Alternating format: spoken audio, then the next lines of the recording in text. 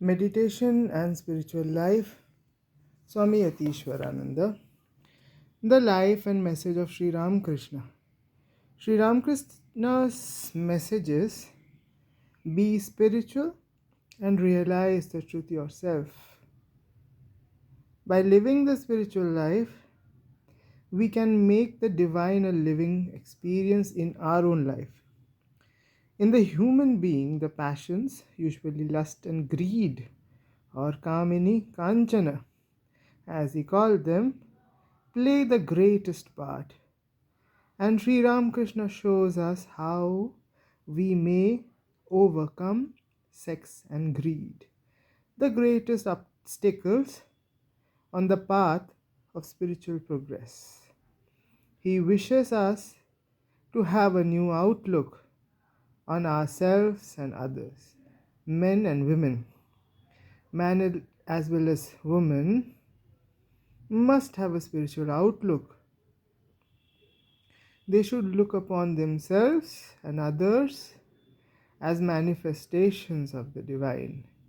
They should consider themselves as souls inhabiting bodies. They should never think in terms of the body, but should rise to the level of the spirit. This is a most vital point to note for the spiritual aspirant. And the modern age needs this message more than anything else. The instruction the Master gives us was first of all realized in his own life and in the life of the Holy Mother. Without purity, there can be no spiritual life. Now, this is a very simple yet profound point. What is this purity? It is, according to me, reading all this, is twofold. Number one, if when I realize my real identity beyond body and mind, then if I go on remaining attached to the body and mind complex, then I won't be able to go beyond this body and mind. Sex and greed, lust and greed are two powerful binding agents which binds me to the samsara. That is why one has to attack these two areas to transcend this physical and mental plane. The other fold is about purity of the mind, so to say, and that is selflessness. If I'm totally selfish for me and mine, if this habit keeps on growing, then how do I even become selfless? And then next step, which is transcending the self, that journey won't even begin. It is like rowing the boat, doing sadhanas and all, but the boat is firmly anchored at a place. We have to let go of the anchor. So this anchor is of selfishness. So these are the two folds. One is desire everything for the self, selfish, and another is lust and greed. So without purity, this twofold purity, there can be no spiritual life. Seeing the divine in oneself and in all other men and women is the only ultimate solution. So what is the solution?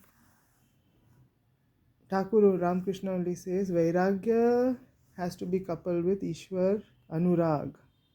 So Vairagya of Kamini Kanchana and selfish motives, but it has what is the complementary agent, that is Anurag to the divine principle. So where is the divine principle? Is it somewhere beyond the clouds? No. It is seeing the divine in oneself and in others. So whatever my work is, it is a service to the divine. If I am uh, seeing myself also divine, would I insult my own self by being lazy?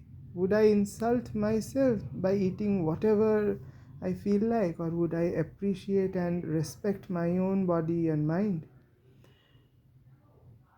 So, that is seeing the first step in seeing the divine in oneself and in others.